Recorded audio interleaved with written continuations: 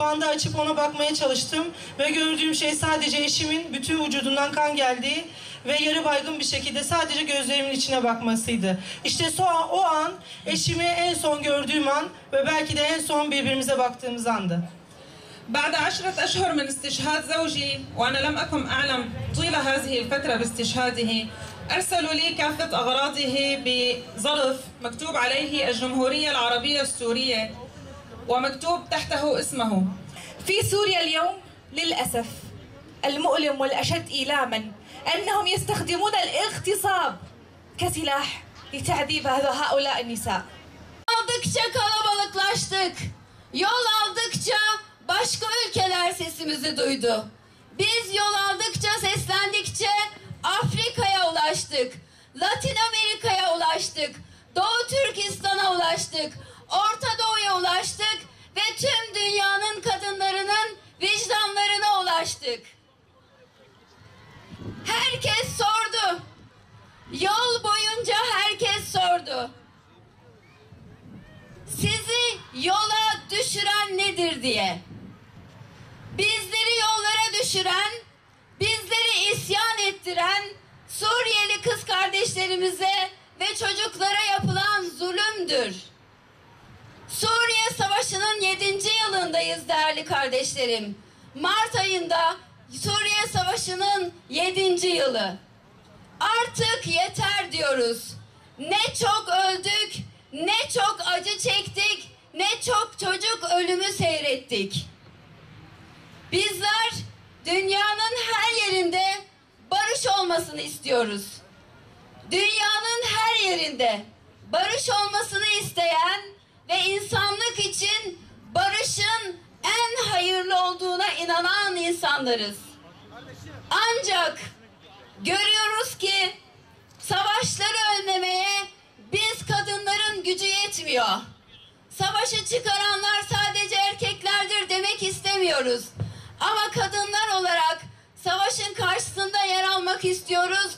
Gücümüz yetmiyor. Yine de buradan sesleniyoruz. Savaşın artık ne bir hukuku kaldı ne de bir ahlakı kaldı. Suriye Savaşı'nda kadınlara tecavüz bir silah olarak kullanılıyor. İnsanlığımızdan utanıyoruz. Kimyasal silahlarla çırpınarak ölen her çocuk ve hapislerde tutulan mazlum her kadın insanlığın geleceğine dair biraz daha umudumuzu kaybettiriyor. Her geçen gün daha da acımasız işkence yöntemleri keşfediyor insanlık ailesi. Her geçen gün en ucuz toplu katliam silahları yarıştırıyoruz. Korkuyoruz. Geleceğimizle beraber insanlığımızı da kaybetmekten korkuyoruz. Kadınlara zulmederek, çocukları hapsedip işkence ederek bir zafer kazanmaya çalışanlar, bir zafer kazanmayı düşünenler kan ve gözyaşının üzerine mutsuzluktan başka hiçbir şey inşa edemezler ve asla huzur bulamazlar. Vicdan konvoyu tüm çocuklar yaşasın, dini, inancı, ırkı fark etmeksizin tüm kadınlar korunsun diye büyük bir sevgi ve merhametle yola çıktı. Aynı zamanda da kararlılıkla yol boyunca bütün kadınların gözünde gördük. Tek bir kardeşimiz zindanlarda kalmayıncaya kadar biz vicdan hareketimizi sürdürmeye devam edeceğiz. Kadınlar olarak sessiz çığlığımızı duyun ve lütfen cevap verin. Hemen şimdi tecavüzü savaş silahı olarak kullanmayı bırakın. Hemen şimdi kadınlara acımasızca yapılan işkenceleri durdurun. Hemen şimdi tüm Suriyeli kardeşlerimizi serbest bırakın. Başlıyoruz.